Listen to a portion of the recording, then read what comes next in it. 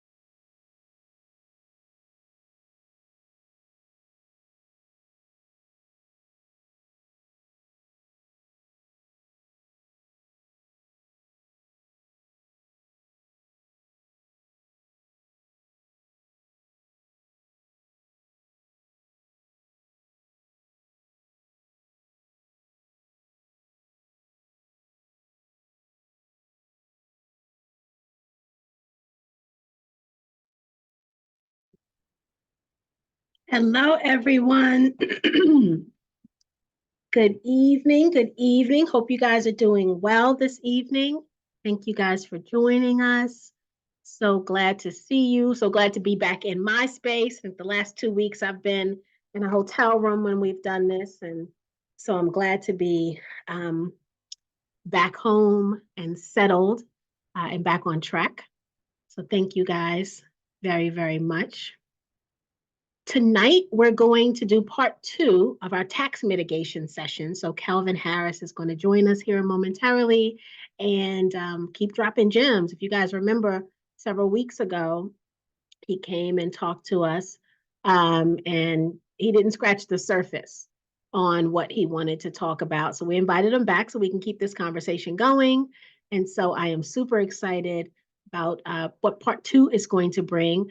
I know many of you have scheduled sessions with Kelvin already to do some wealth building, come up with some wealth building strategies for you and your family. And I think that is amazing. As you know, Kelvin is a member of the 10K Project community. And so I think it's always wonderful when we support one another. We will give it just a few minutes. I will be back. I'll be right back. Thank you, Miss Patrice. I'll be right back.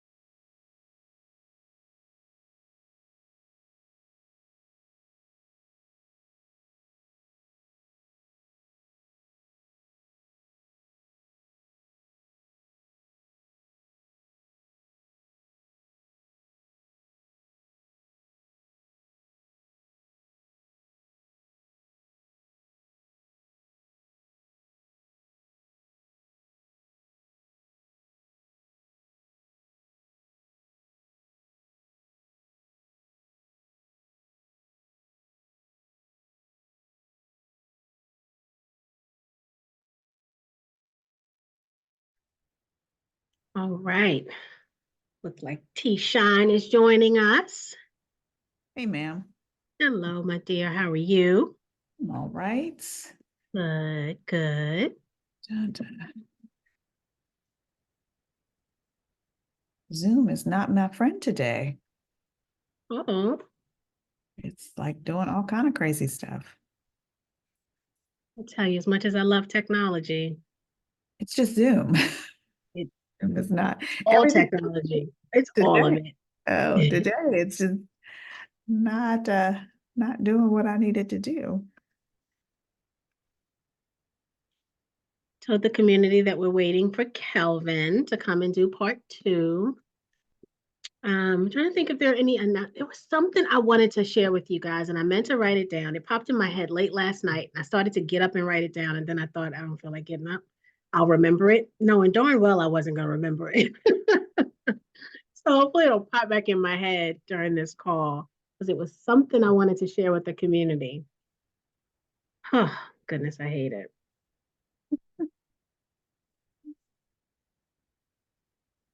Mm-mm-mm. I think that we have any announcements. Things have been kind of quiet since I was traveling. Miss Patrice said I should have a notepad by my bed. Yeah, Miss Patrice, I don't know about that. Like, is nothing sacred, right? Like, I'm at this desk literally all day long. When I get to the bed, I don't want a notepad by me. I just don't. I don't. I sit at this desk probably 16 hours of a day. I don't want anything next to me when I get in that bed. Not an inanimate object anyway. Oh goodness. But it was some like it's gonna pop in my head. It'll pop back in. It'll definitely pop back in. Um hmm, wish I could remember. Think we have any announcements? What do we have going on other than the normal, trying to find great guests for Monday night sessions, finding people to pitch for Tuesday night. I actually got a call. I think I can share this. I don't know if she's going to come or not, but I got a call today from Arlen Hamilton. You guys know she's got a campaign going right now. And she's like, hey, wanted to know if you um, had any openings for pitches. And of course, I don't know if I think I've shared this with you guys before. Like, I love Arlen, right? I admire her so much. And not just her story, right? Because her story is magnificent within itself, but she's just so giving of her time and of her knowledge. And I'm a sucker for that, right? As much as we have people giving away their time to us to educate us, but she's just a nice person from what I've been exposed to. Um, and so, of course, when I saw the email, because I said call, but she emailed. And when I saw the email, I was like, oh, I said, okay, settle down, Tawana. Don't fan out. Just settle down. And so, I sent her the information for it, and she came back and said, great, what dates are available? So I sent her that information. So hopefully she'll come and she'll talk to us about her new project.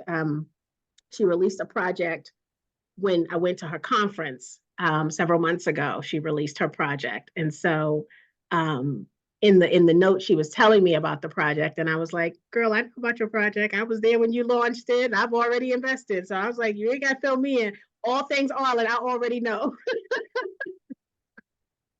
So that was nice. That was nice. I mean, she also said that she had some people that she wanted to refer to us. So that was nice, right? That she trusts in this community enough to not only pitch her project, but to tell others about us. So great job to you guys again for showing up, for investing at for feeling like these companies deserve to have you be investors, because that's what it's about, right? We are the prize in these situations because you know they want us to invest in them, and they have to come with their A game, but you guys are what matters and what make a difference. And so thank you for showing up and staying with the 10K project so that these founders can see the value that you all bring. And I don't pretend to take credit for that. So I'm one investor. And so I thank you guys so much for that. Let's see. Kelvin's not usually late. Let's see. I sent him an email already, so I'm Okay, waiting to see. wonderful. Let's see what else. Um, oh, I want to vent about something, but I can't. I'm gonna behave myself tonight. I'll be calling you after Talisha to vent to you. I want to vent about something. I feel like I need a podcast where I could just vent, like where it's not. I feel like there are That moments there are moments where sanity requires me to just get some things off of my chest. Tonight is one of those nights. Oh, for every amazing email and call you get, you also get one that irritates the heck out of you. And I got one of those tonight, just now. And it's just like, oh, that's it. oh my goodness gracious. Um, what else can we talk about while we're waiting for Kelvin? Oh, the retreat. So we filled our retreat slots, got an amazing group of women. I think I shared in a post that we didn't set out for this to be a women's retreat in any way. I mean, when we set this out, it was anybody who was interested in wealth building and coming with us to Morocco, right? We did not exclude genders. It was never targeted to one gender. And until it started to be, right? Until there was like, 8 women, and then it was like, wait a minute, this just turned into a women's retreat. And but we've got 9 amazing women, 11 if you count Talisha and I, right? Amazing women that are getting ready to embark on Morocco in November. We've got just this wonderful, wonderful schedule for them. Obviously, it's about relaxing, resting, that serenity piece, right?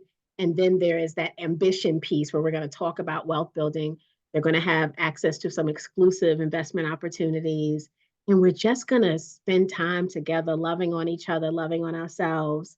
And I'm just so excited. So to those 9 women, thank you so much for trusting in us to travel the world with you and to give you access to information and opportunity that we would not be able to do if we just sat here in our living rooms all day long. So super excited. I'm so excited that I'm already thinking about what this looks like next year. And do we embark on a different country next year and do the same thing? Do we take another group back to Morocco? I'm really thinking about what this could be. I don't want this to be a one and done. And so, I'm really excited. And as Talisha and I are working through the outline and everything we have planned for you guys, I already started with the swag bag already. And so I'm super excited. So thank you all for again believing in us for this. So super excited about that. Um, one of the things we're doing, Talisha, we're going to talk about the website a little bit. So we're doing the website and creating an e-commerce section of it. And so what we're doing is we're taking some of our courses from behind our paywall in the Knowledge Center and putting it behind a paywall on the website so that more people will have access to it. We also have some additional courses and resources that we're also putting out on the website. So our tech guy is working on that now. I'm really excited about this. It allows people who may not want the ongoing education, right, that membership gets you, but they are interested in some of the resources that we have, and they're willing to pay. If they want a China list for a vendor who sells jewelry, right, or a vendor who wholesales the jewelry, they can go to the website and buy the one list. If they want the family bank series, they can go to the website and buy that. It just gives us another way to expose people to the 10K project that may not be interested in annual membership, right? Or because they don't necessarily believe they need the ongoing assistance. So I'm super excited about that change. That should be coming. Sharnetta says, I like the idea of selling different resources on the website. Thank you so much. Yeah, we've got quite a few things that we're going to put out there. Some things that we developed and we kind of had them and they really didn't fit in the Knowledge Center. And then we kept thinking we would launch it later. And so now it's like we've got some really good information that we can put out. So that's really good. And Talisha and I have talked about it for a while, but it's taken a while for us to get around to it. And we finally just said we just got to do it, right? So we just got to find the time to do it, which I think is the what I'm subconsciously saying to myself more often these days is you just got to find the time to do it because there's never enough time, right? Did you want to add anything about that, Tishan? No, I just hope that those resources are those kind of things because some people, I think, oftentimes forget about the Knowledge Center. This way that you don't have an extra step. It is just simply going to that to our site and seeing what you want. Maybe that will spark some interest as well. Yeah, we had talked about, I don't know if you guys remember, we talked about Talisha possibly doing something about AI, and she still may put that together, but now it may just be a resource, right, on the site versus a 3-day masterclass or a 3-day mastermind where we'd have to keep doing it over and over again if you wanted that live in-person experience. But if you just want the resources, right, then more people can have access to it if we post it. So really just really looking at the business model as at the end of the day, that's what we're doing, looking at this business model and trying to enhance it in a way that it gives a little bit of something to every type of customer that we have.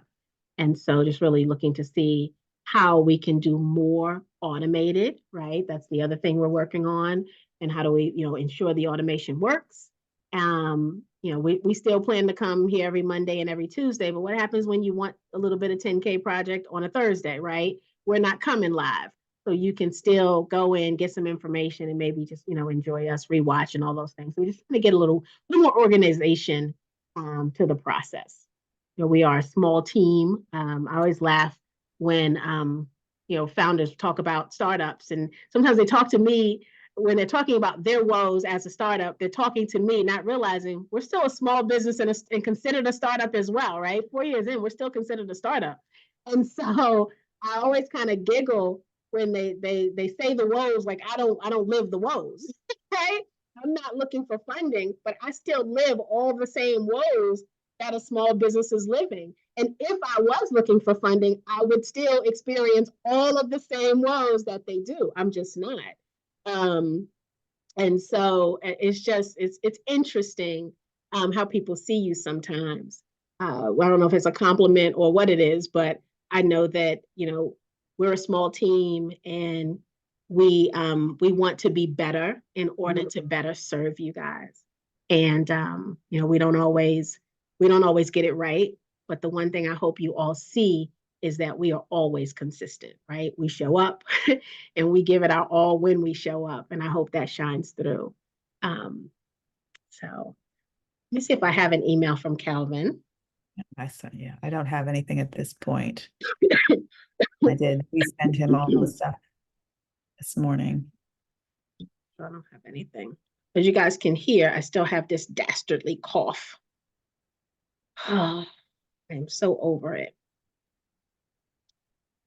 Last week, I heard my mother's voice, and I heard her say, "Buy some tussin." So I did. Nice. I legit heard her voice say, "Buy some tussin." And so I got the tussin, and the cough is definitely sounding better. It's still persistent, but it's not as 10-pack a day smoker-ish, right? But it's still there. I don't know what's going on.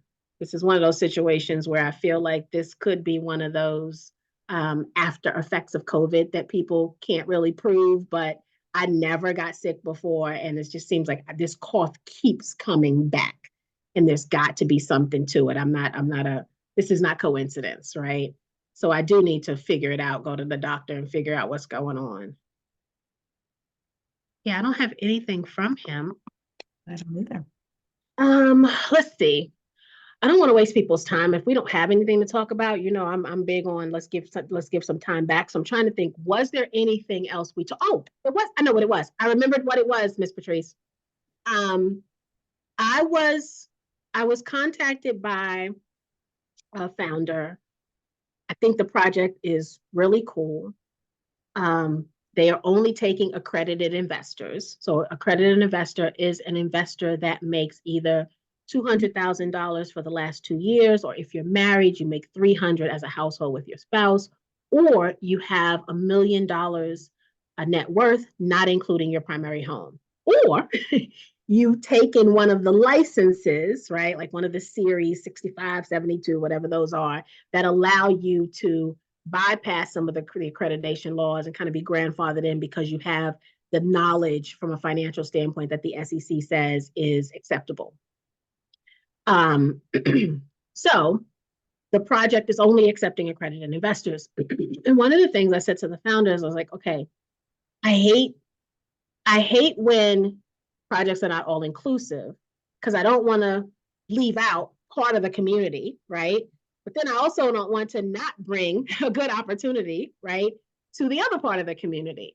And so I said I was going to poll you guys. We had done a survey, maybe it was 2 years ago, T, where we asked who was accredited.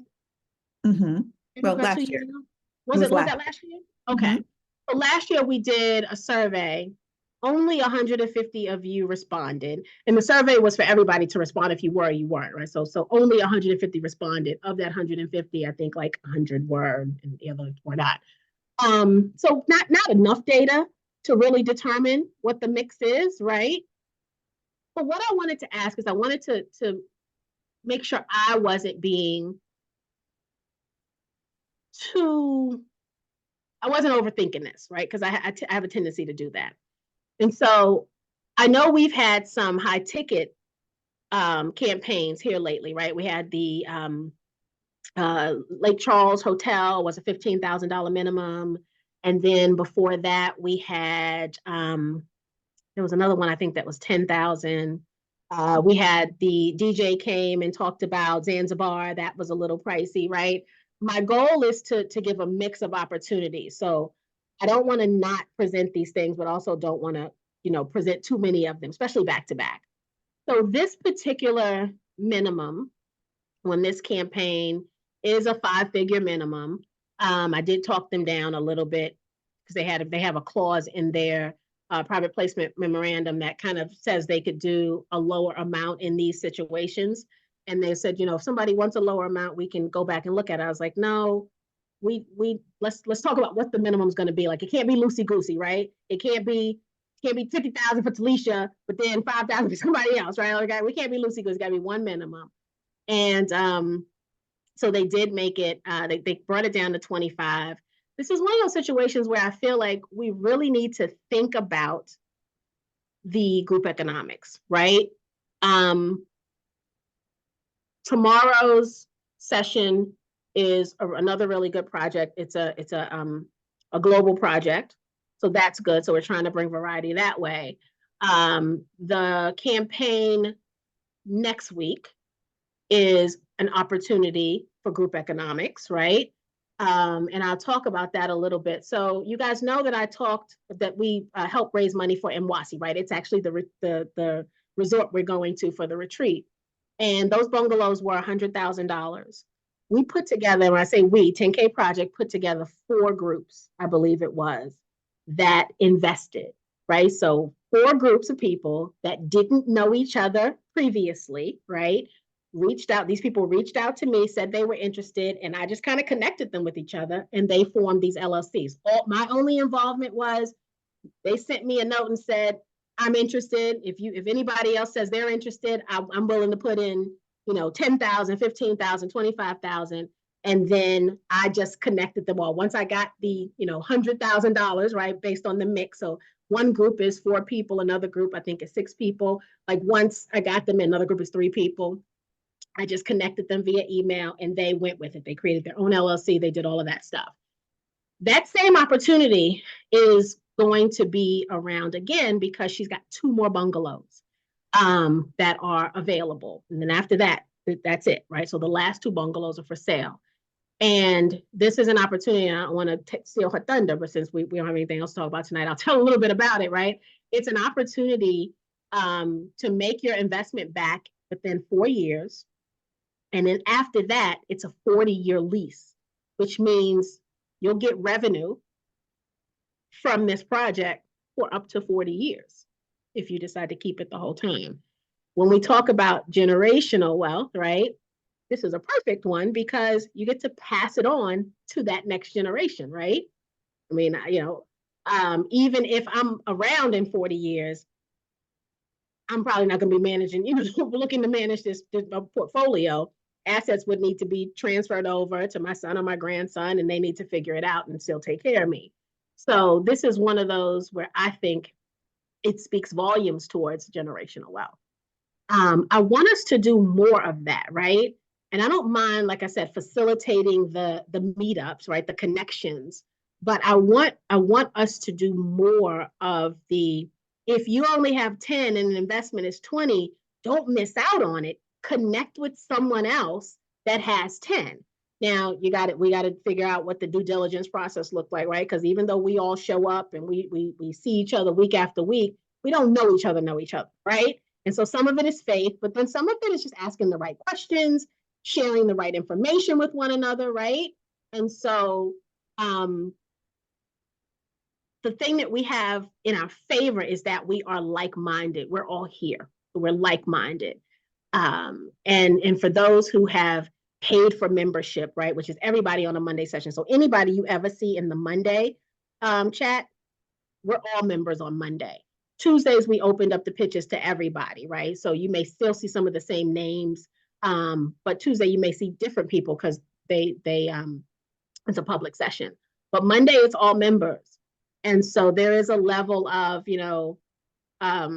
trust that can be gained from the fact that we all show up every month. I mean, every Monday, and we've been doing that now for 4 years, 4.5 now, almost 5 years, right? In a few months, it'll be 5 years already. And so I just don't want us to miss out on opportunity because we don't have enough. Group economics is important. It's something that we need to be thinking about. We've talked about it before. We had Dr. Claude Anderson come. He talked about it when he came. And so I just want to know what you guys think about that. I saw a couple of chats as I was talking. Let me see what they say. Oh, not just a couple. You guys are busy. Hold on. Let me see what y'all been saying.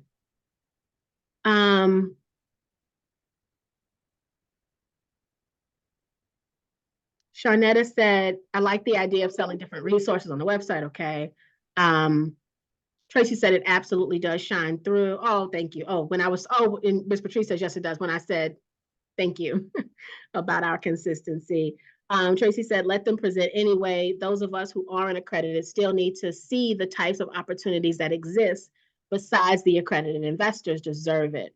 Shawnetta said, I agree, Tracy. Ms. Patrice says, I think it's an excellent opportunity for non-accredited investors to learn. And I love your thinking about the group economics. Very, very good. Okay. Well, that's important. That's really important that I get feedback from you guys. Like I said, you guys are the ride or dies, right? Y'all here all the time. So I wanted to see how you felt about it because I never want you guys to feel like something is a waste of your time. When you show up here, I really want you to be fed, right? I don't want it to feel like it's a waste. Some of these projects will come around again. And the one that I'm talking about specifically that was for accredited investors, one of the things I did tell him is that while the community won't all have the opportunity to be investors today, this project is very, very special. And I won't give this one away, but this project is very special that you will have the opportunity to be consumers of it in a very unique way. And it's not a product where you buy something, but you have the ability to be consumers. And I think it's a wonderful project. And I hope they decide to come. They're supposed to let me know by Friday if they are going to come and talk to us. So that's really cool. I mean, we're trying to find really good projects. And I'll be honest, it's not easy. Black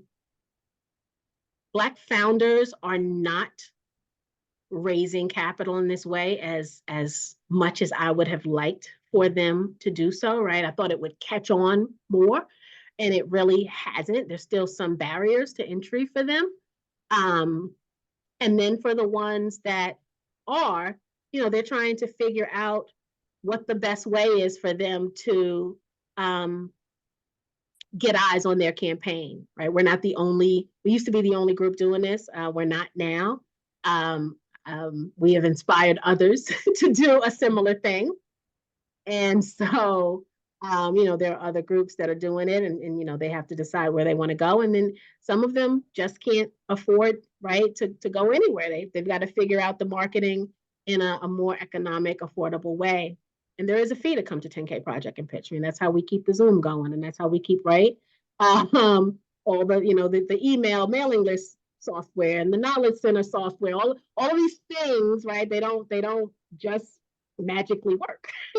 They cost money.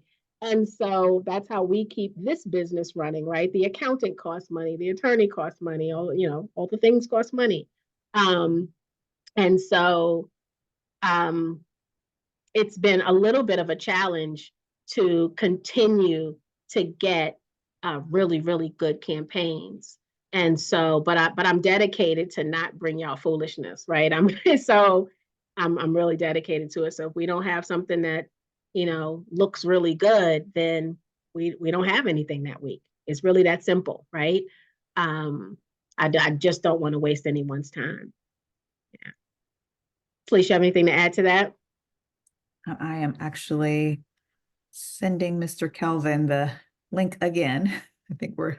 Oh, he asked for it. This okay. So at least he's tapped in. Yeah, I think I told you, like, it's Zoom is not my friend today. It is not Yeah. absolutely working at all. That's it. So that's good. He'll be joining us because I was excited about his conversation tonight. Yes.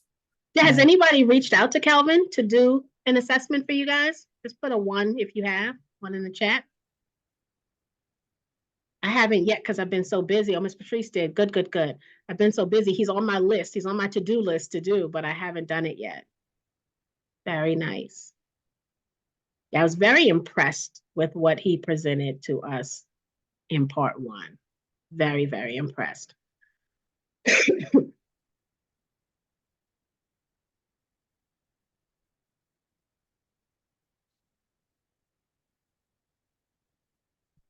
See. Wait. Yeah, Tracy said part 1 was excellent. I agree.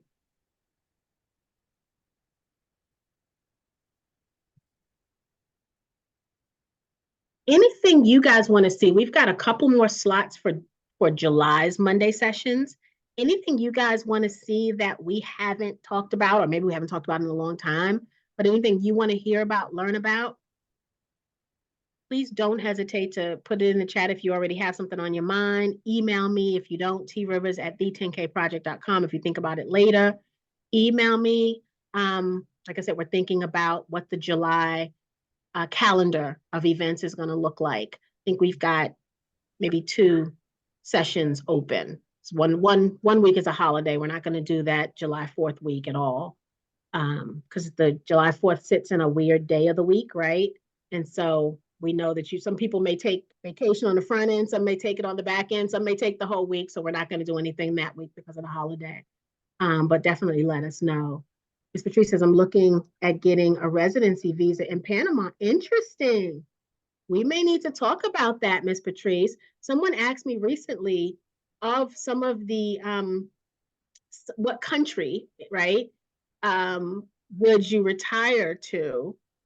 And Panama came up as a good solution or a good choice for people who were looking at how far the dollar stretched, how big the expat community is, and Panama came up as a top contender for that. So I'm curious why you chose it.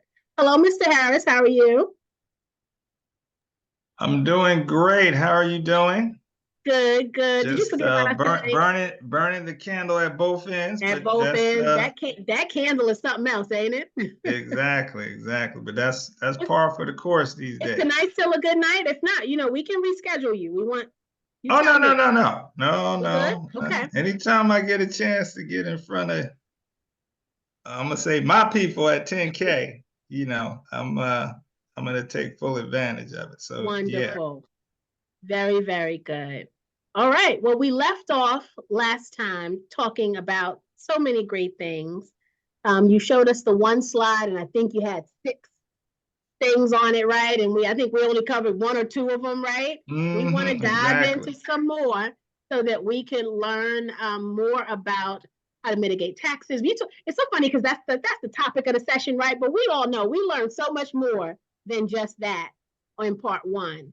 And so I'm really excited to hear what else you have for us. And obviously, for those of you who may not know or haven't had time to look at it yet, Kelvin's project on Secure Living's website is still active. Kelvin, when does it close?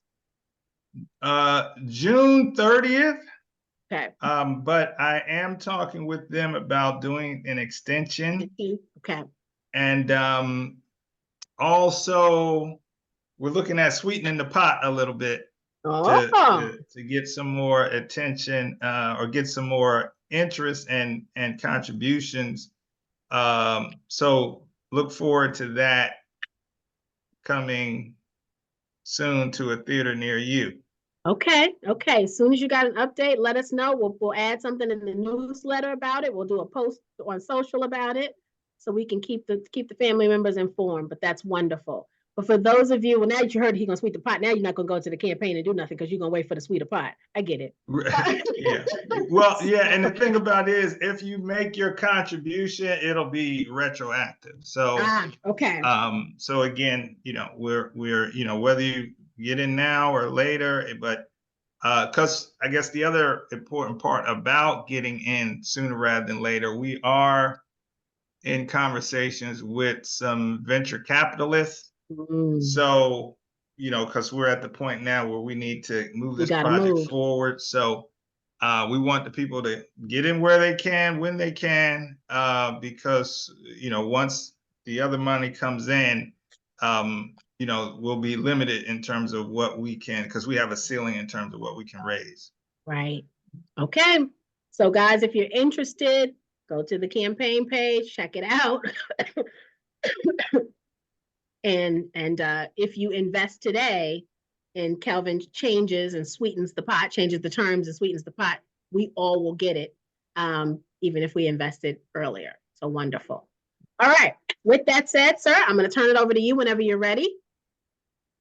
All right. Let me go ahead and jump in here. I was trying to do some last minute stuff, but we're family at this point. I've been running back and forth to Richmond and a few other places, but like I said, I'm that person where, hey, just make it work, because you never know when you're gonna have the next opportunity. So let me share my screen here. And I'm gonna talk through some of this. I like to typically make some nice animated slides and things of that nature, but hey, we'll go with what we have. I'll be able to talk to a lot of things here. So again, I'm so glad to be back with the 10K project. This is kind of a part 2, so excuse the date. But we're, again, for those who may not have met me before, my name is Kelvin Harris. Company is Kelstar Consulting. I'm a full service financial consulting, wealth strategy, and wealth advisory firm. The technical term for what I do is called integrated asset management, which is just a fancy term for, we're going to look at multiple ways for you to build wealth, mitigate taxes, and protect your assets. But we're going to make sure all those strategies are integrated so everything is rowing in the same direction, as they say. Because sometimes you can have a really great tax strategy, but it leaves you exposed from asset protection. You can have really good asset protection, but it's not really doing anything in terms of growing your money on in terms of the financial return. So all those things need to kind of be singing off the same sheet of music, and that's what I do. So Kelvin, I've got a question before you get started. So after you came the first time, I was talking to someone, and I asked him, we were saying how wonderful the session was, and then he said to me, I wish I had enough money to reach out to him. And I said, well, he already told us he doesn't charge a fee. And he said, yeah, but I don't really have a lot of money, period, that I like to have conversations with a wealth strategist. And I thought, how do you know until you have the meeting? So then, because I thought it, I said it, right? How do you know until you actually have the discussion? And so, am I off base that people should reach out to you even if they don't have 6 figures sitting in the bank somewhere? Yeah, absolutely. And that's a great point, because I think what maybe distinguishes me from other quote unquote wealth strategists, and that's why I bring up the integrated asset management well, so the other thing about that is my job is to also help you make the money.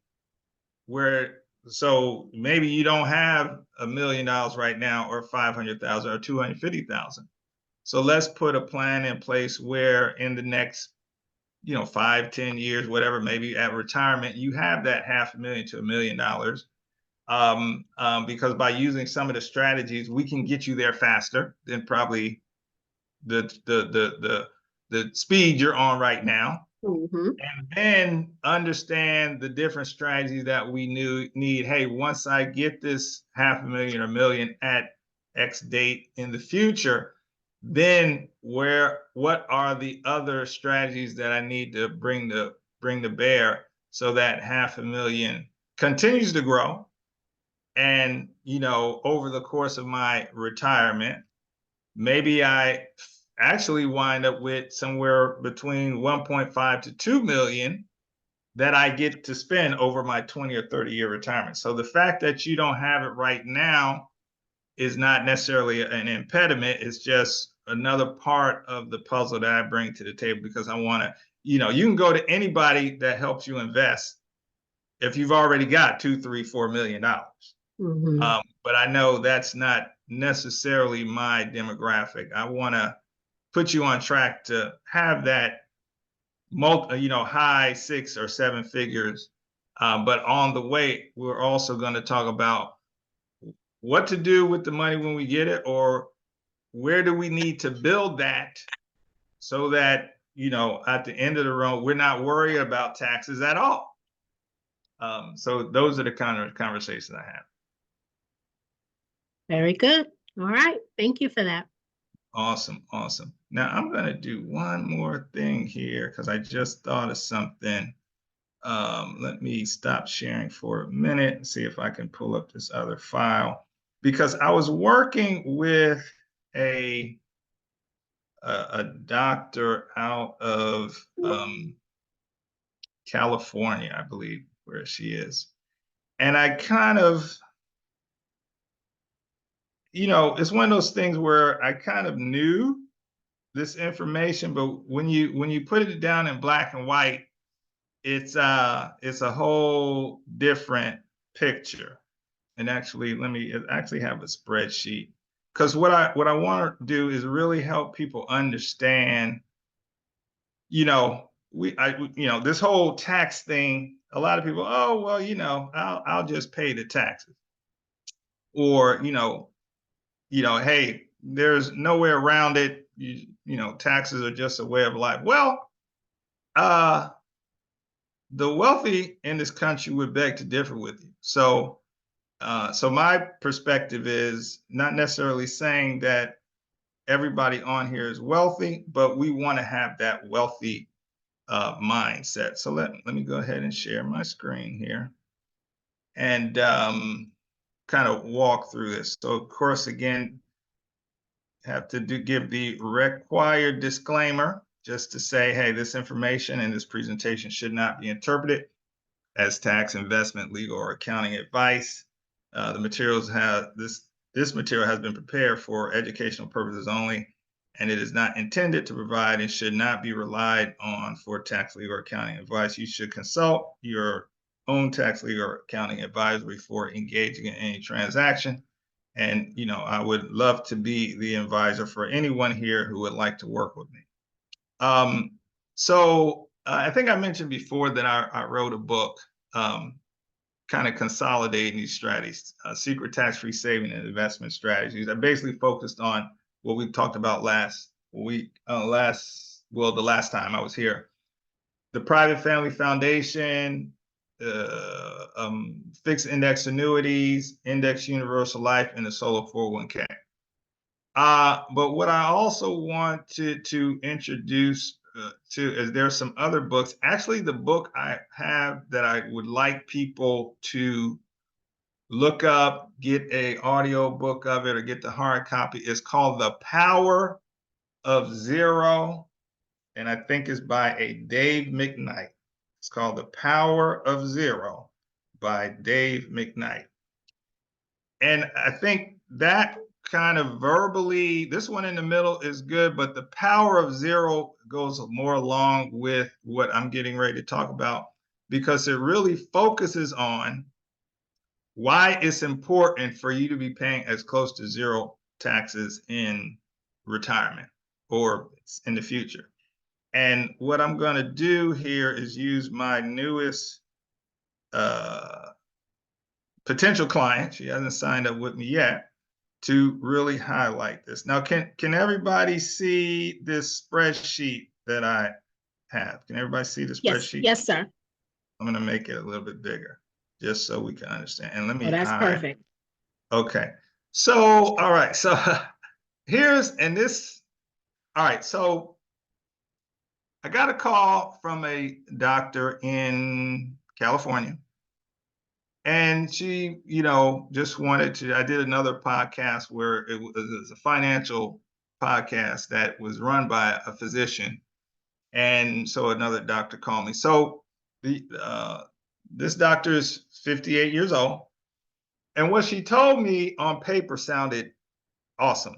What she said was, hey, Kelvin, I just kind of want to check with you to kind of see if I'm properly, I'm going to hide this one right here, if I'm properly structured, because, I'm a physician, I'm looking to retire at 63.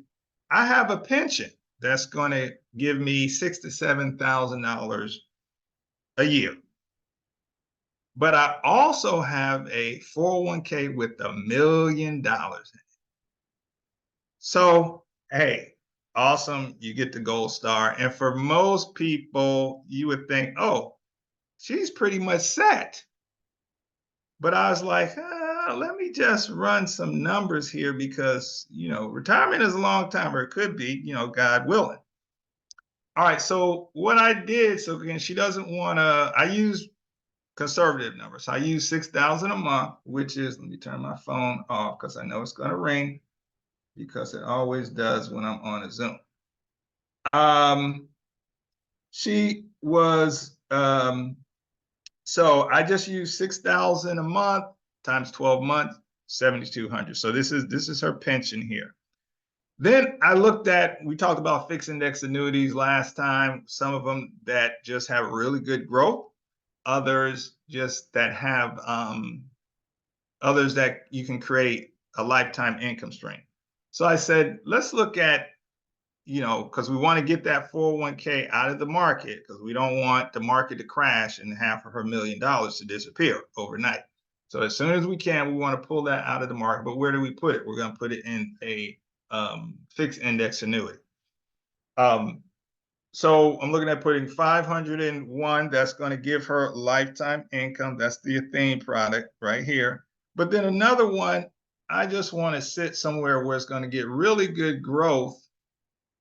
It's not, nothing is earmarked, and she can just that's kind of like her play money. If she wants to travel or do whatever, she can. But even with that, the annuity, there's something called required minimum distribution. So even though this money is just growing over here, the 500,000, just doing its thing, the IRS says, hey, when we told you it was tax deferred, well, we're deferring it until you hit 73 and a half, and then we're going to require you to make a minimum distribution. Why? Because we're tired of waiting and we want our money. We need to get paid. So you need to withdraw some money so we can tax you on it, and everybody will be happy. So when I calculated that 500,000 in one of these annuities, I get a pretty good return, somewhere in the neighborhood of 70, that 500,000 was going to turn into about close to $2 million, which is great. But then she's going to have to take the distribution, which is also great, but maybe not as great as we think. So basically, as you see here, she's starting off with her pension and the other annuity. What's good about the annuities that I do, the numbers increasing. So as you see over here, it's showing her annual income in retirement. She's not doing any work, so she starts out about 100,000.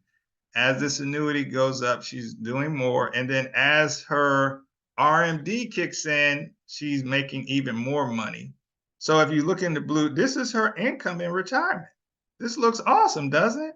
She's making 500,000 at 85, 700. You know, if she, God bless her to live a longer life, she's making some really good money. However, she lives in California.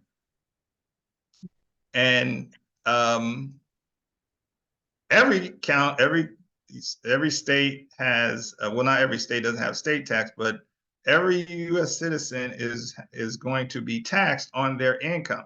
So the point I'm making here is there's a lot of folks who have a misconception that when you are older, you're going to pay less in taxes. That's not necessarily true, especially people like her who have done a very good job in saving. Because, and if they meet a person like me, where I'm going to take that money and make sure it lasts well into your retirement, you know, she'll, in some cases, she might be making more money in retirement than she was when she was working. So the blue is her income here, but when we factor in for federal taxes and state taxes in California. So when she starts out, she's in a 22% tax bracket, then a 24, then a 35, then a 37. But likewise, the state taxes, because it goes up with you, you're in 9%, 10%, 11. California max tax is 12.3. So what this is saying, in her at some point, her taxes will be, if you take 37 and 12.3, that is literally 49.3%, 50% of her income. And at this time, she don't have a student loan to write off. She doesn't have a mortgage on her home. And if she did, it would only, it's a drop in the bucket towards what she might. Because again, this is my job. My job is to make sure she's making millions of dollars when she is 99. Like I said, my mom's 97. So I wish my mom had $1 million a year coming in. So this is not, you know, outside of the realm of possibility. But what you see here in the red, if I hide this column, this is her take home.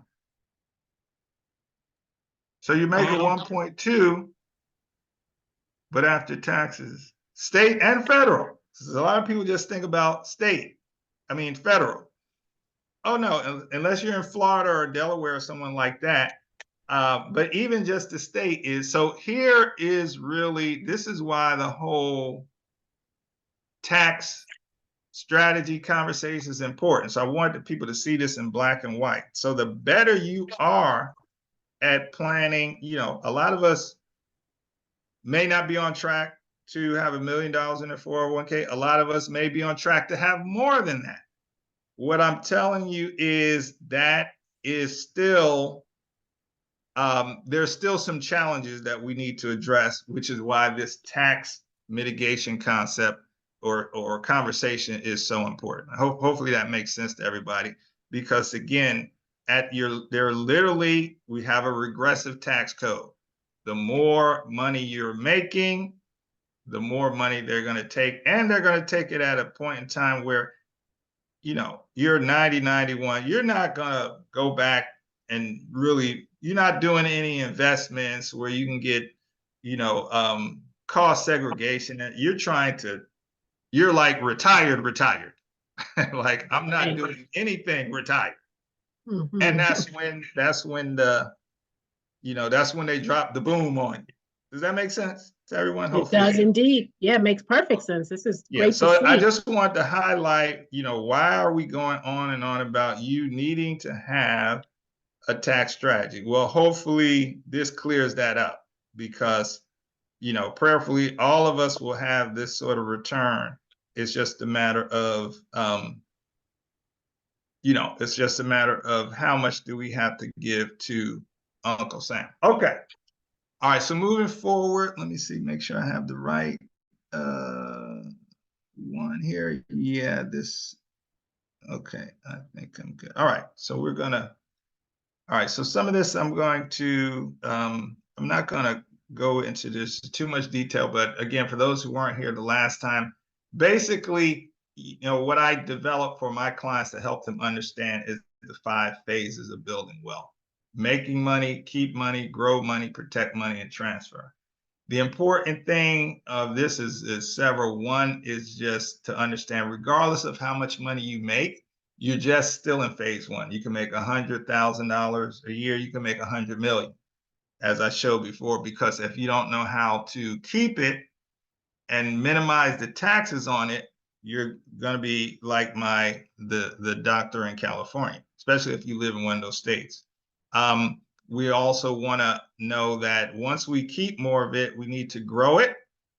Grow it is just a term I use instead of invest. I do help people with investments, but the connotation of growth is as measurable, as sustainable, and that's how your money should be. I always use the analogy of having a plant. You put the seed in some dirt, you water it, you put it by the window so it gets some sunlight. You can pretty much predict within a week or two when you're going to have a full-fledged plant. But that's how your money should be. You should know, you should be able to predict when the time of you're 65, 70, 72, whatever you want to quote unquote call retirement age, you should be able to predict within a couple $1,000s or tens of thousands, depending on how much you have, how much you're going to have in retirement. Shouldn't be a mystery. This shouldn't be a crapshoot. Then we want to protect that money because it's not going to do us a lot of good to make it, keep it, grow it, and then have lose a lawsuit or a contested divorce or something like that, where we wind up losing most of our money. And then last but not least, we want to transfer that money to the next generation as seamlessly as possible without having to go through probate. So again, I talked about the Aretha Franklins and the princes of the world who had a sizable amount at the time of their passing. I think Prince was worth 157 million. He passed in, I think it was 2016. His brothers and sisters recently got some funds. I'm here to tell you it was nowhere close to 157 million. So the question is, what happened to the money?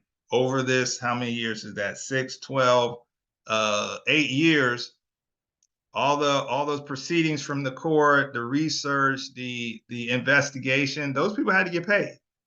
And that money came out of Prince's estate. So you want to avoid probate at all costs.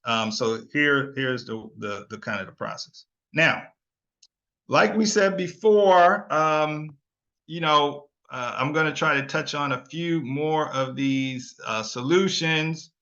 I think the last time we just talked about the IUL, the solo 401k, the fixed annuity, and the private family foundation. I want to touch on some other ones. I'm going to revisit a few of the previous ones just to kind of give you an idea of how it works.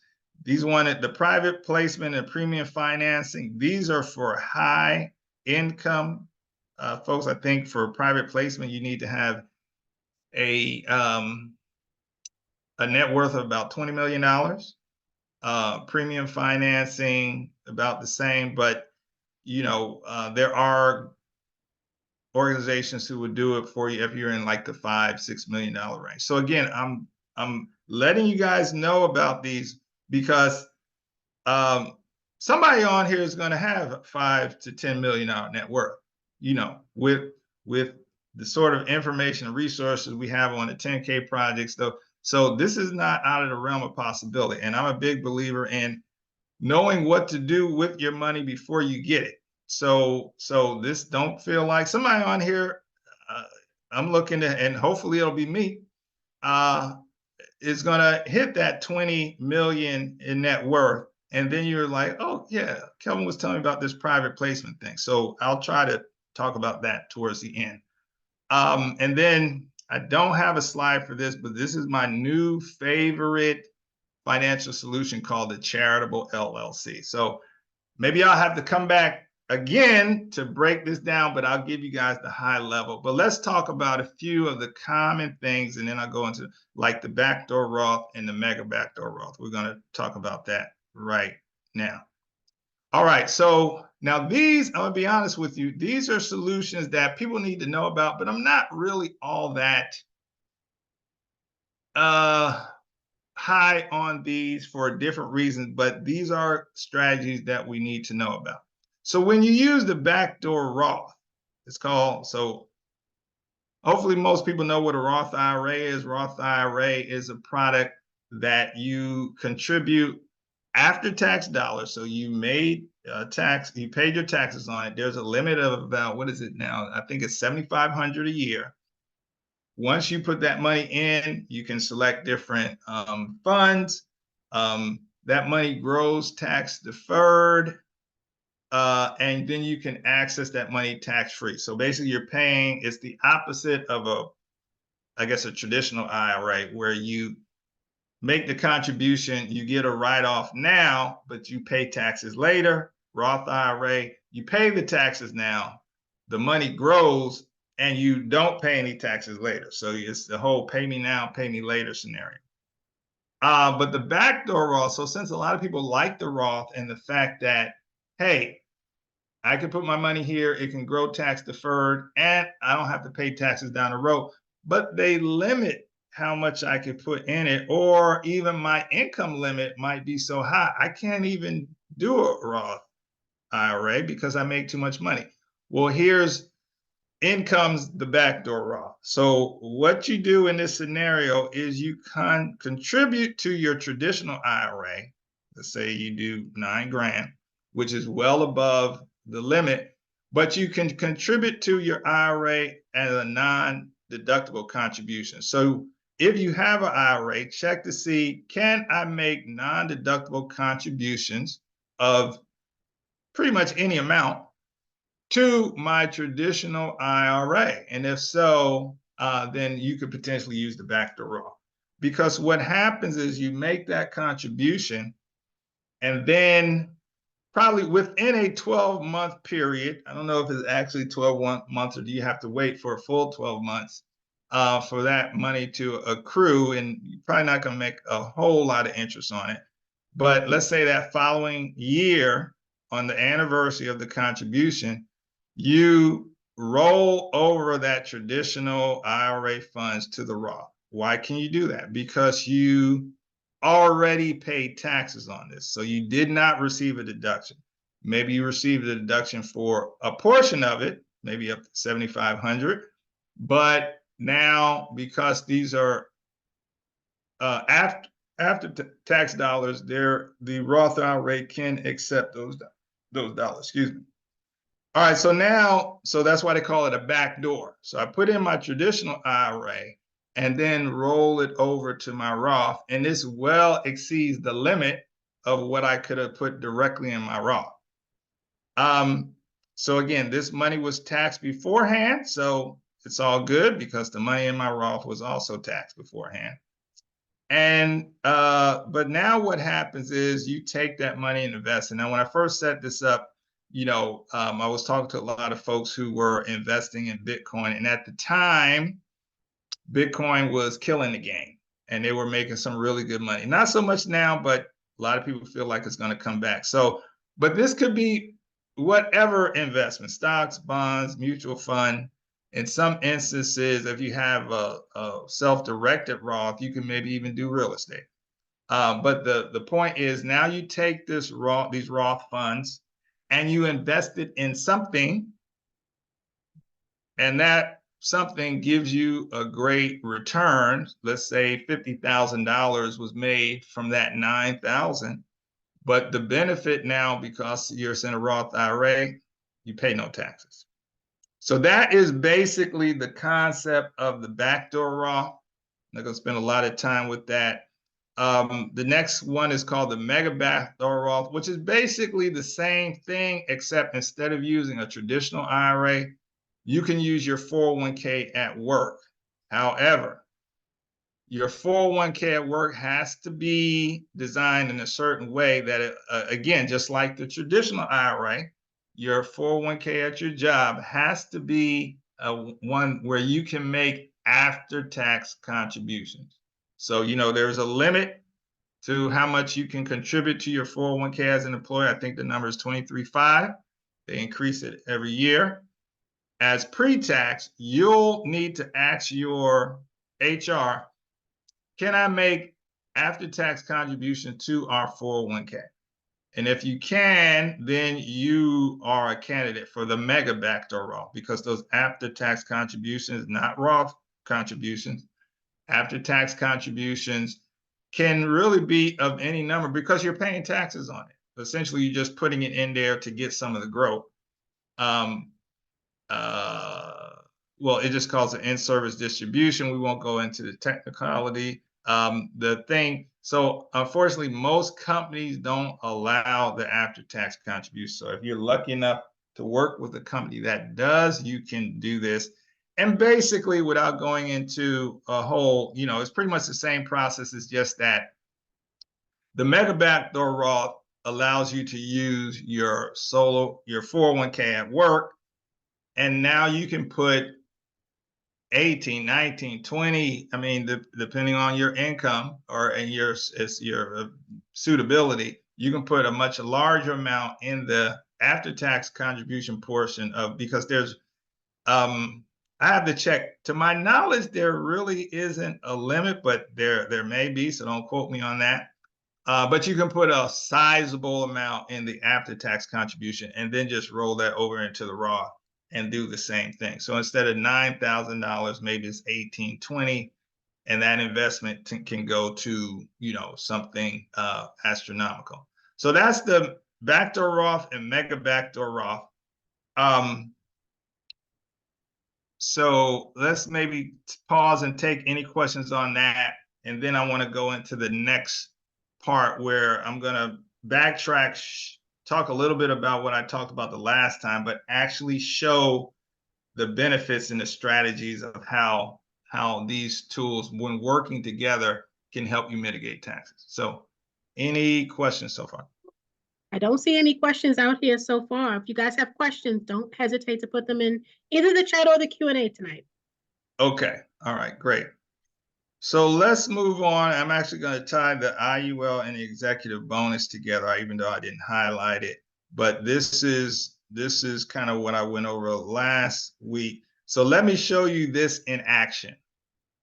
We're not going to be using a fixed index annuity. So let's say you have an energy company, and your energy company, you make about $300,000 in revenue.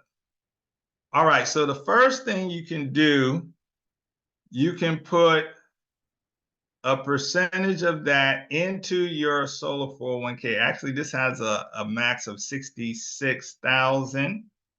So you can contribute to your solar 401k based on your company. So some of that can go into your, it could be a separate IRA or a solar 401k. But there you have 25,000 here as a tax deductible contribution. So now your taxable income from the business is 27.5. All right, so now here you are as the business owner. You're going to pay yourself $230,000 from your business. So this is payroll, and but what you're also going to do is you're going to contribute, let's say, another 25,000 from the business to your IUL life insurance policy, but you're going to do it as an executive bonus, because as an executive bonus, a couple of things happen. One, your business can pay your premiums. The money inside is still yours. The money you can use, just like I said before, tax-free, question-free, penalty-free. It's just that the business is who is paying it on your behalf. And surprise, surprise, the business gets a why did that should be 250. The business gets a tax deductible contribution. So I guess so from the 25,000 is paying here and the 230 that is paying you, that leaves a balance of $20,000 in terms of what the business shows as a profit. So the executive bonus, that 25,000 that went here plus your 30, you still need to report 255,000 as total compensation. But for my accountants on here, the 25 is on a K1, so that should really cancel that out. So technically you're back to 230, but we'll just show 25 here for the purpose of this exercise. So we see that we're leveraging these different products. And it's like I told you guys before, this is not a one size fits all. It's kind of it's almost like playing chess. You need different pieces on the board, and you need to understand how those pieces move so that you can facilitate a tax strategy that's beneficial for you. So, so we were able to reduce my taxable income on my business. Now, this is very important, specifically if you're a single member LLC, because anything you make here, and we're going to zero this out, you're going to have to pay, I forget, is it 12.5 or 15% self-employment tax on top of your regular tax and on top of your income tax. So for single member LLCs, we want this to be zero or as close to zero as possible. So now what happens is, again, the compensation that you receive, there was a percentage that was paid from the company, but now there's a percentage that I can pay as a tax deductible contribution, just like anybody who has a solo 401k. So maybe I paid 25 as well, so it's matching. So now I'm back down to 230. So regardless of this money I can put this in here, and I have 50,000 on a solo 401k. I just reduced my taxable income down to 230. And now in comes what I call now my second favorite financial product, which is I'll say second, which is the private family foundation. It might be third now, now that I know a lot about the charitable LLC. So I got 230,000. I know my tax bill is going to be crazy. Even I know I have some write-offs, but I don't have enough write-offs to really have my tax liability where I want to. So let me put some money in my private family foundation. So again, I can do anywhere from 0 to 60%, 30% on non-cash assets, artwork, other valuable jewelry, things like that. It kind of be 30% of your adjusted gross income. But for cash, it could be up to 60% of your adjusted gross income. So let's just say this person puts about 125,000 into their private family foundation. So now their taxable income is down to 105. So I'm in a whole different tax bracket. But the beauty of it, I still have 50,000 in my solo that I can use. I got 125,000 in my private family foundation that I can use. And I have 25,000 in my life insurance policy that I'm using as executive bonus that I can use tax-free. All right. So now what do? So now is where our tax deductions start. A lot of people make the 300,000 and they run to their accountant and say, "Hey, come up with some deductions so I don't have to pay taxes on this." That's a hard nut to crack when you start at 300,000. But when you start at 20,000, it's not so hard. So of course you got all salaries, marketing, employee benefits, equipment, vehicles, leasing. So we should pretty much be able to negate that. And then on the income tax side, this 105, we still get to write that off as well. Mortgage, medical expenses, charities, home office, other IRAs or other health HSAs or fixed index annuities or things like that. Health savings account, so forth and so on. So let's say our expenses were right at that. So we were able to basically negate our LLC income. So basically now our net business income is zero. Is it really zero? No, we just redistributed the funds. And then our net for our income at home is 80,000. So after making $300,000, we're only going to wind up paying taxes on $80,000. But the beauty of it is that 300 didn't disappear. We got 125 here, we got 50 over here, we got 25 over here, and then of course the write-offs. Of course, we had to spend that money, so that money is gone. But if we look at again self-employment tax at 15%. Had we had that original amount of 30, we would be paying 4,500 because we're at zero, we're paying zero self-employment tax. Here we're at a 24% tax bracket where we were at 230. I think we were closer to a 34% tax bracket. So now, we're paying taxes on that. That's about 1910. If I look at the 19,200, but if I compare my total taxes against the revenue I brought in, of the 300,000, we're literally at an effective tax rate of 0.6%.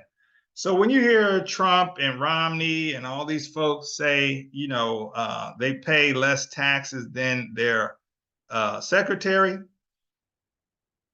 and this is not even everything that they do. This is just a few little things that anybody can do where you can mitigate your taxes, but still have access to the money in different pools. So what I'll say in this case is that understanding, income tax is one of those areas where they're going to really hit you up the hardest. So the name of the game is to distribute the money in places where I'll say it this way, mitigate your taxes, lower your taxes, but still have access to the money, and to do various things. So for example, you can still use your solo 401k money to do real estate investing or invest in crowdfunding. Private family foundation, same thing. Money from your executive bonus. The money over here you can use for whatever you want. You want to invest it. You want to take your kids on a trip. You want to, just travel the world. The executive bonus. So this money over here is money you could use for any reason. The money over here only can be used for investments, but at least you were able to mitigate your taxes, and you're probably going to invest the money anyway. So I think as I move forward, I think I just did a 10-year projection of if you did this for 10 years, just the same strategy, you have about 740,000 that you didn't pay taxes on in your solo 401k, about 1.8 million in your private family foundation, 230, almost 240,000 in your life insurance policy, tax-free, that you can use for any reason. Again, this side investment, this side, hey, knock yourself out, travel, buy a car, put a down payment on a personal home or whatever, buy your kids graduation gifts. You got free reign over here. And this just talks about the amount of coverage you have, because so in the process, even though you started off with an $800,000 life insurance policy, that has increased. So now your death benefit, as well as something we call long-term care, So should something, happen to you and you have an early demise, your family is getting a nice check of $1 million. But you have access to this money as well. So again, all these, you can do real estate with this. You can do, and I say real estate, but any sort of investment, real estate, crowdfunding, whatever, any sort of investment you can do with the money in these strategies over here, and you can do it here as well if you wanted to. So let's stop there and just, again, really just kind of driving the point home of what we talked about before. The only thing I don't have in here is the fixed index annuity, but I kind of talked about that with regard to the physician from California. But here it's, they always say, are you playing chess or are you playing checkers? This is playing chess. How did the pieces move? How do I use them? And what's my strategy to win the money game by mitigating taxes legally, but still having access to the money? Yeah, this is strategy. This is good strategy. Any questions for Kelvin on this? This is, wow. And you did all of this and she made $80,000. Yeah, well, taxable income. Right. That's her right. taxable income. That's her taxable so she made income. 230, but she only paid taxes on 80. On 80. Wow. Yeah, she only paid taxes on 80 because of, but as you can see, here's the money. So again, the whole thing is the game in this country. If you are just making income and you need that income in a bank where you can touch it, feel it, IRS going to take you to the cleaners. So we just got to start thinking differently around money and money management. This is still her money. It's just places where it's benefiting her from a tax perspective, because if she didn't do this, she would have had to pay an exorbitant amount of money in taxes. Right. Okay, so let me incorporate. So I want to say something to that. So when we go back to look at this strategy, to the person that says, but I can't afford it, right? I can't afford to do this. I can't afford to work with Kelvin. You actually just showed us that everyone can, because the money that you would have given to Uncle Sam, you would have given that away. Now you're keeping it, allocating it in all of these safety nests, right? And it's working for you down the line. So that's what I watched you do. That's the name of the session, right? Tax mitigation, right? Yeah, I watched you take those tax dollars that we would have paid to Uncle Sam. So no, you wouldn't have used that. And now you put it somewhere else that grows for the future. Absolutely. And that's really the name of the game, because like you said, they they call it income tax for a reason. They're taxing you on your income. So if you're able to mitigate your income tax, there's nothing for them to tax you on, or not as much. So if you make good income, you have a target on your back. So you got to do something to get that income somewhere where they cannot tax it. And here's the legal ways to do that. But in this scenario, you didn't ask how much money she had saved, right? You didn't ask what the credit score was. You didn't need any of that information to come up with this strategy. And absolutely. That's really important, guys, because those are the excuses we make, right, for not going to talk to a Kelvin, because we don't think we're in the right financial state to do so. And that you bring up another great point, because like you're saying, or like I said earlier, see, part of my job as an integrated asset strategy manager is, see, when she first met me, she didn't have $1.8 million and said, But by sitting down with me, I put her on a track to have the 1.8. So literally we're waiting until we have this amount to talk to someone like myself. And full disclosure, and a lot of wealth advisors. So the person wasn't wrong. He just was wrong in this case. Some of them won't talk to you until you have this amount. Mm-hmm. Again, I'm coming from a different space because it's like, well, somebody needs to help them make that amount because, it's not necessarily black and white how we can get you here. Now, once you get here, oh yeah, they're definitely going to want to talk to you. But again, part of what I do is, to a certain extent, I want you at a certain level to be your own money manager because these things are not hard to understand. I mean, there's nothing here I don't think went over anybody's head.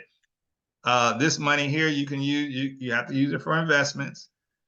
Pretty much this one too, but you're free to invest it if you wanna. So fast forward, let's say she's gonna retire in 10 years. Now, if she wants to start taking an income from here, it will be taxable. If she wants to start taking income from here, because this is a solo 401k, that will be taxable. But look how much more money I have in here than I would have if I didn't do this strategy. Now, again, this is why I like the life insurance and executive bonus. If I want to put money from here, it's not taxable. You could actually interchange these, or you could flip these, or you could maybe get rid of this one and put all the money over here. You have to do a bigger policy. Now, let's say you had $250,000 over here. Just by flipping the pieces, this is not taxable at all. And I still got the write-off. So again, you can mix and match, you can shake, move and shake. But these are just 3 of that list that I showed you. Right. So just with those 3. All right. So I want to incorporate pretty much the same thing, but I want to introduce corporate foundation. This is for, again, our folks who have successful businesses. I talked to a young lady. She's last week, I got to meet with her. She's one of my clients. When I first met her, she was a executive assistant for a construction contractor. She has since branched off, started her own drywall company. This young lady is making $6 million a year doing drywall. Wow. So, like I said, this is not outside of the rich, and she's not a naturalized citizen, if you know what I'm saying. So, but if you're in the right area, so drywall, government contracting, you start a franchise, whatever it is, you can get to that 3, 4, 5, 6 million pretty quickly. Real estate development, what have you. So we're going to look at corporate foundation, private family foundation, just a slight change on this, but showing you, I think it's kind of like I said the last time is, if you go back to the screen where I said make, keep, grow, protect, transfer, my point is, as you start making more money, your strategies might need to change. So at 300,000, you can do what we showed you. But at 3 million, maybe that's not going to work as well. So what do we do? So it's we can do basically similar things. So let's say now she got a government contract. She's making 3 million a year. So again, we got some growth here. So now we're going to take that same strategy, but you can't put 25% of 3 million into a solo 401k. Now you have to bring on something called a corporate foundation. Corporate foundation is just a private family foundation for your business. Works pretty much the same. So now off the top, I can put 25% of my revenue, my income, pre-tax income, into my corporate foundation as a tax deductible contribution. Corporate foundation. So now I just reduced my income to 2.25 million. All right, so here we go again. This is pretty much going to play out the same, just larger numbers. I want to pay myself like 910,000.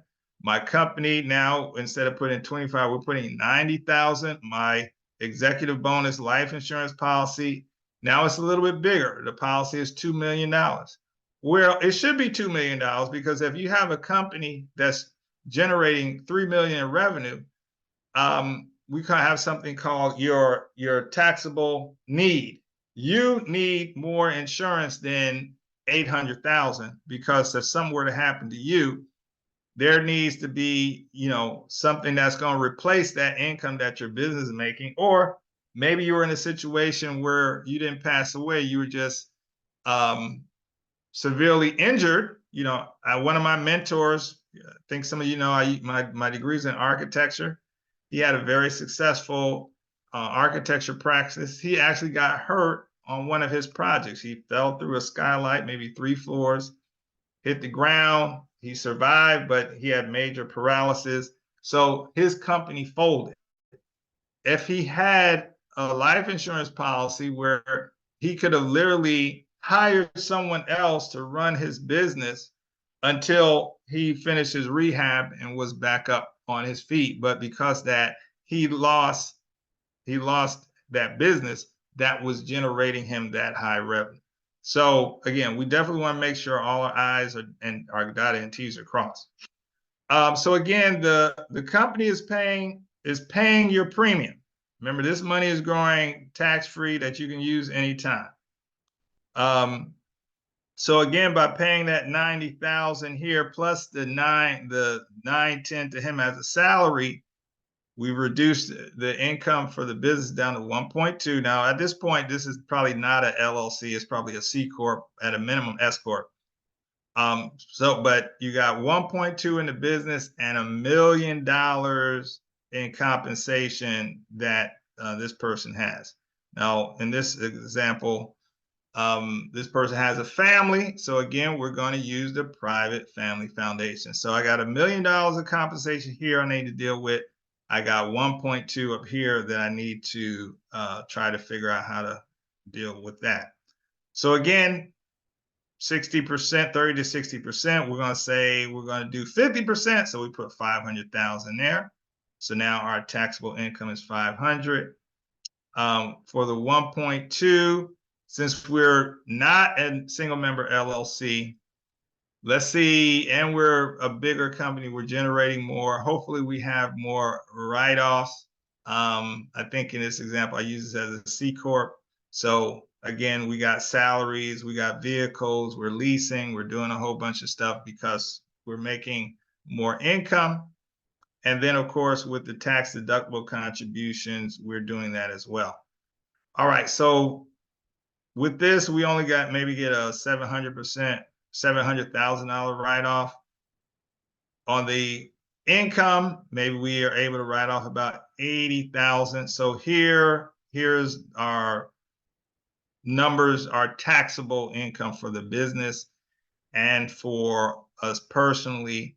And this is after making $3 million. All right, so C Corps, I think, have a flat tax of 21%. Can't remember, is it C or S Corp? C, S or C Corp. So if we had that original 1.3, we would have paid 273,000. But since we're at 500,000, we're paying 105. Still a large number, but when you look at it compared to $3 million, not too bad. That's not even 10%. That's amazing. That is absolutely you just kind of glossed over that like that wasn't amazing. That is amazing. Well, yeah, but but like they say in the infomercial, but there's more. There's more. Go ahead. So again, the income tax deduction. So again, we still have 420, right? And we're in a 35% tax bracket. I know the bracket's changed, so don't hold me to this. I did this slide a while ago. So that's 147. But here's the beauty of what we have going on. So we sit down with our chat. This is after the income. It's like, I still ain't really trying to pay 147. What else can I do? All right, well, what I could do is instead of paying the 147, what if I made, remember, I didn't max out my contribution to my private family foundation. And this is the beauty of it. It's like a safety valve for not paying taxes. All right, what if I put another 100,000 here? So now I'm down to 320. You know, I think my family still could live off of that. But I just went to a lower tax bracket just by, hey, let me put a little bit more money over here. Shoot, maybe I go up here and say, let's put a little bit more money in my executive bonus. Who knows? But you have, this is the only one you can increase. This is the only one. These other ones you can play with the numbers. Hey, yeah, I'm not really trying to pay this. Let me put more in my executive bonus. I'm not really trying to pay this. Let me put more in my foundation. I still have access to the money, so I'm not hurting. I'm not feeling this 147 in taxes. I'm just not feeling it. So now I'm at 320 at 74, 76,000. So again, I don't have the total percentage, but let's just do it. What is $3 million? So we got a total of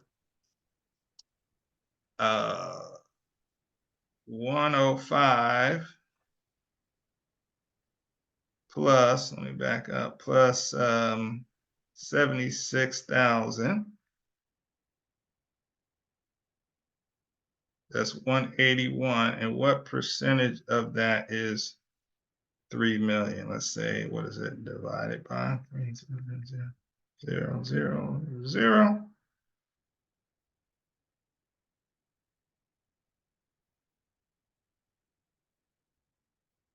No, that must be times 3, 0, 0, 0. Okay.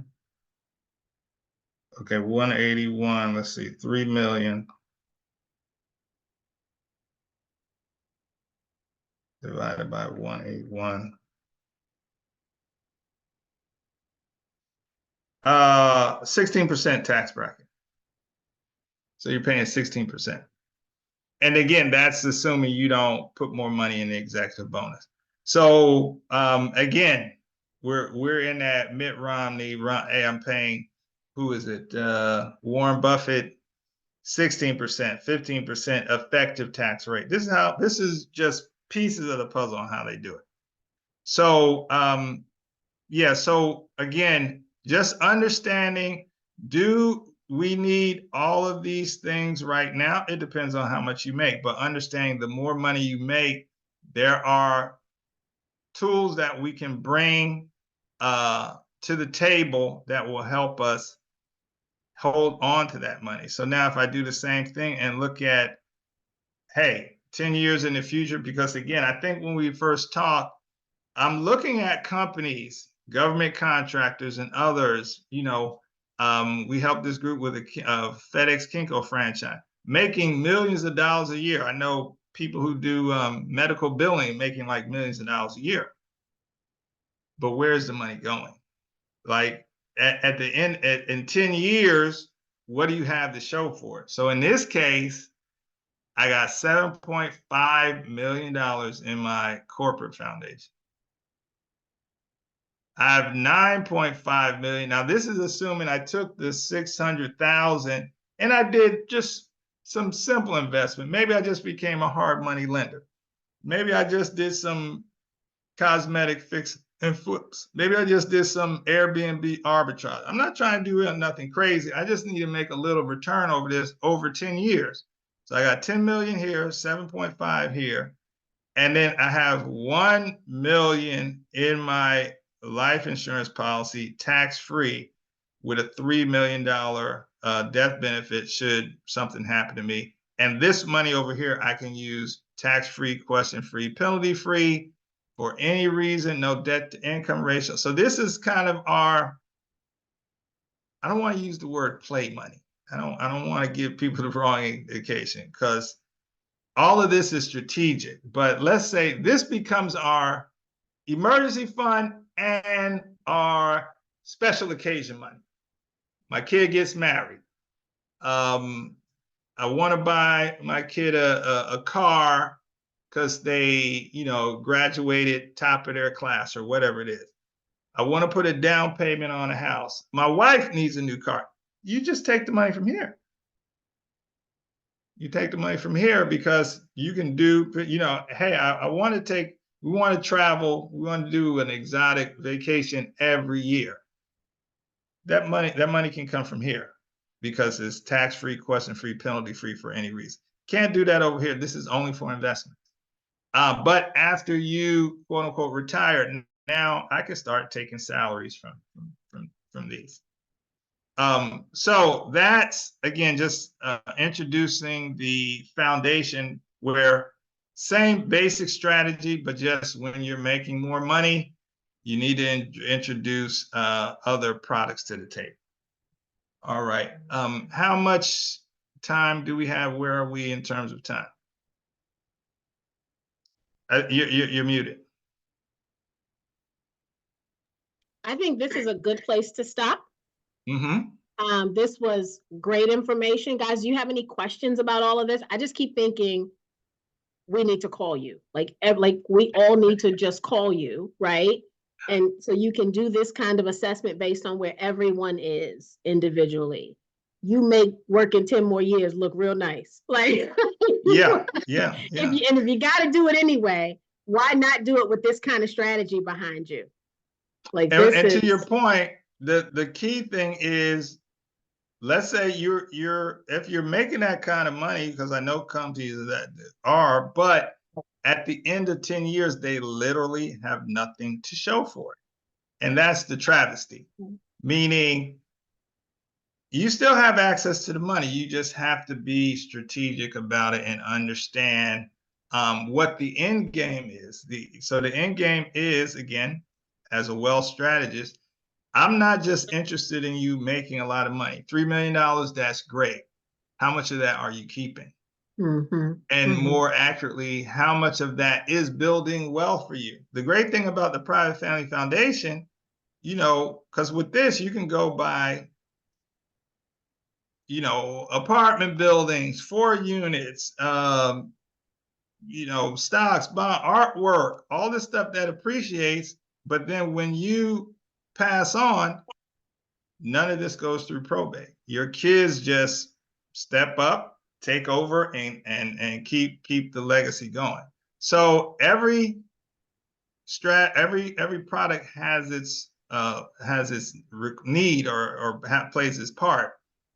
This over here, this is your money. This is your supplemental retirement, meaning I could pull some money from here, but I'm going to be taxed on it. So I really want to have as much money over here as I can reasonably afford, because I'm not going to pay taxes on it. And that's the reason I showed you what I showed you with the doctor.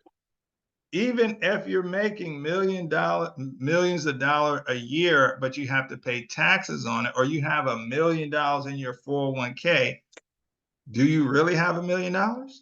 No, you have maybe 40% of that when we look at what you're going to have to pay in taxes, which is a hard pill to swallow. It's like, when I would do my trainings, I would tell people, now imagine, you go to bed tonight, everybody's a good steward of their money. So you check your bank account and you see you got a nice $1 million in there. You go to sleep, you have nice, beautiful dreams. You wake up the next morning and something says, you know what, let me just check my account again.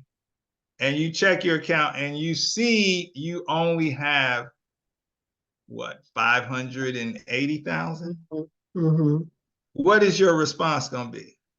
I think most of us would be at the bank before it opened up, stand at the door, I need to talk to the manager. What happened to my money? Right. But that's what's actually happening. It's just happening in a way we don't know about, because this young lady, that's why she has that $1 million, but will she ever actually get $1 million in her hand? Right.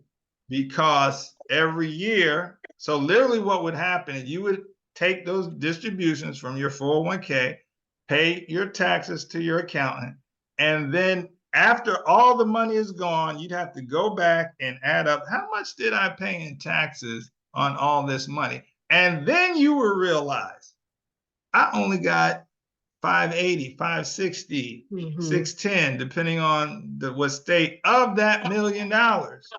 Right. So that's a whole different, that's a big difference.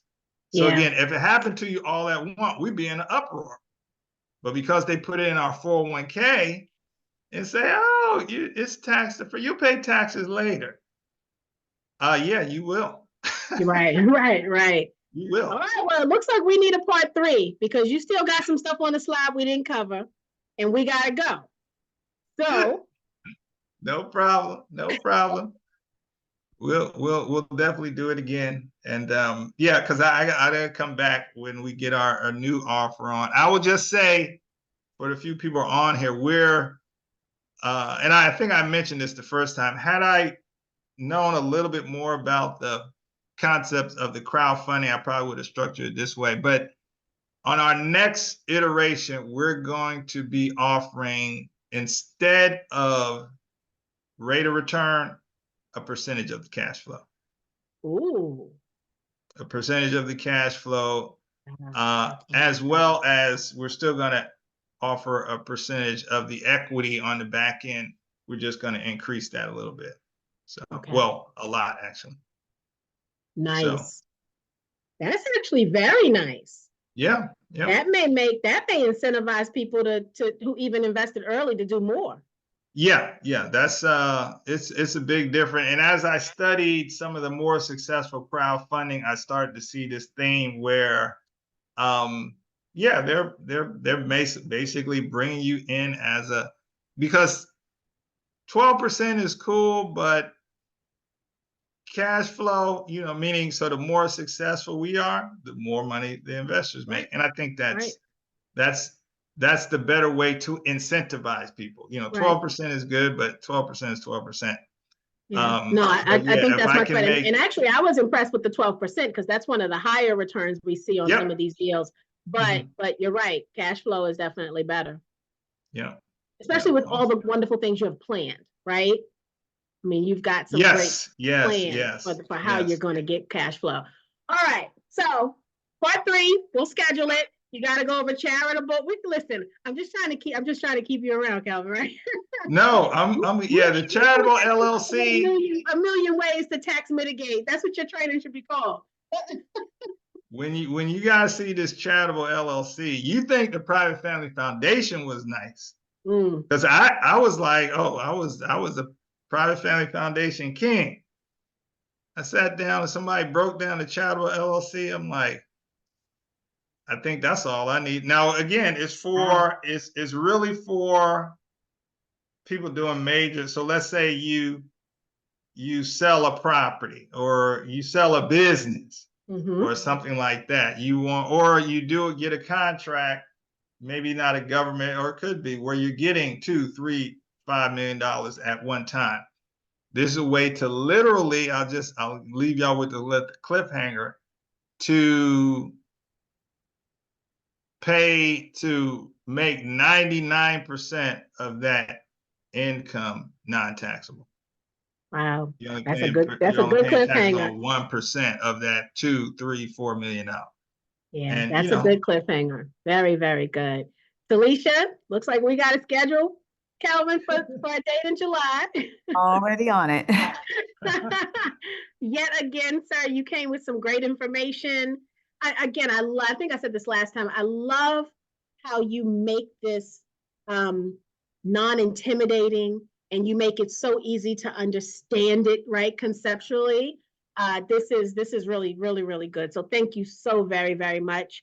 Put your contact information out there again so that people can reach out and have, schedule a session so that you can look at their information and let them know how you can help them on a one-on-one. Okay. And like I said, I was rushing, so I didn't have that. Let me see if I can cut and paste this from somewhere. I think you guys have my Calendly link, but let me go to my website and pull it from there, I think. And definitely get this information over to you. But again, it's always a pleasure to speak to the folks here at the 10K project. I mean, you guys are just doing awesome things, and I'm just glad to be a part of it. Just glad to be a part of it. Well, we are excited to have you as part of it. Thank you again. You know, to have a founder that's willing to come and educate us is huge. And so we appreciate that. And we want to make sure that anyone who is even remotely interested in saying, you know, I may only make 80,000, right? What's the strategy for me? I may only make 50. What's the strategy for me? Right? We're all paying taxes, no matter what money you're making. We're all paying some percentage in taxes, and to be able to save that amount and let it go towards something else, you know, that's where the magic formula is. So do not think you don't make enough. Do not think my credit score is not high enough. Do not think I don't have enough don't think any of that. Just reach out to Kelvin and let together you guys determine what it is you can implement to help you. Don't think you can't. Don't miss an opportunity because you don't believe that you should also be included in wealth building strategies. Yeah, and you bring up a good point, because like I tell people, and I know we gotta go, so I'm just piecing together some of the stuff here. My apologies for not having it all nice in a nice big bow, but I have people who make $30,000 a year. I have people probably making excess of 3 million a year. And most have the same concerns, which is, Kelvin, I don't know what to do with my money. So it's really about understanding how money works, but just understanding what your options are. None of this stuff is hard. It's just information we don't have. And that to me is the travesty, meaning if I don't have the information, then, you know, it's kind of like they say you want to make an educated decision. Well, but if you haven't been educated, how are you going to make an educated decision? You're not going to be able to do it. So yeah, it's the challenge is really just getting the information, and it can be utilized at every level. You know, the only difference between somebody making, you know, $30,000 and 300,000 is a couple more zeros. But the concept, the strategy, the understanding how to implement it is the same. It's just, you know, and it's going to be, I tell people, so, you know, the person with $30,000, they actually need it more because they have such a, what they call it, the error, their ability to make a mistake is much smaller. You don't have room for error. Right. Yeah, there's no wiggle room. Right. Yeah, right. the 300,000, there's sometimes it's okay. If I don't get it right, I still got enough money. I can make it up on the back end. But yeah, that's really what it's all about. So I'm just going to post my phone number as well, and I know you guys are going to be sending out the Calendly link, so we'll just go from there. Okay, and then this is, yeah, so yep. Perfect. So Felicia has, she's got the Calendly link, she's got the email address, and so when she sends out this replay, she'll include all of that in the email. Perfect. Awesome. Thank you so much, sir. Thank you guys for hanging out with us. I know we went a little long this evening, but I appreciate you guys. I hope that there was value in this information. For those of you who don't already work with a wealth builder, a wealth strategist is what I think I will call Kelvin. You may want to consider that. And for those of you who do, you still may want to reach out, make sure your current wealth strategist is strategizing properly. So yeah, I do a lot of that too. I do a lot of I that bet you too. It's do. like, I hey, bet it's you like do. it's like going to a doctor getting a second opinion. They're like, oh, I need to have surgery. I'm not really trying to have surgery. Let me go talk. It's like, no, we could probably do this with rehab. It's same sort of thing. So very exciting. Okay, guys, thank you so very much. I'll see you guys tomorrow night. We will have a pitch. I know we've been pitchless for 2 weeks, but we are back stable in one place, and now we can get back to business. Tomorrow's night's founder is it's a global business. She is I think she lives in France. Yeah, she lives in France. So that's exciting. I'm not gonna let me see if the teaser I can give you. Oh, I don't know the teaser, but I will tell you there are numerous patents involved, and there are patents involved from a lot of countries. Like she ain't playing. This ain't just a one country kind of thing. She got like 5 patents in 5 different countries, but she's not playing. So please come join us live if you can tomorrow here in the Zoom, and let's love on another Black founder. All right, guys. Thank you so much. You have a wonderful rest of your evening, and I hopefully will see you all tomorrow night. Good night. Thank you, Kelvin. Thank you.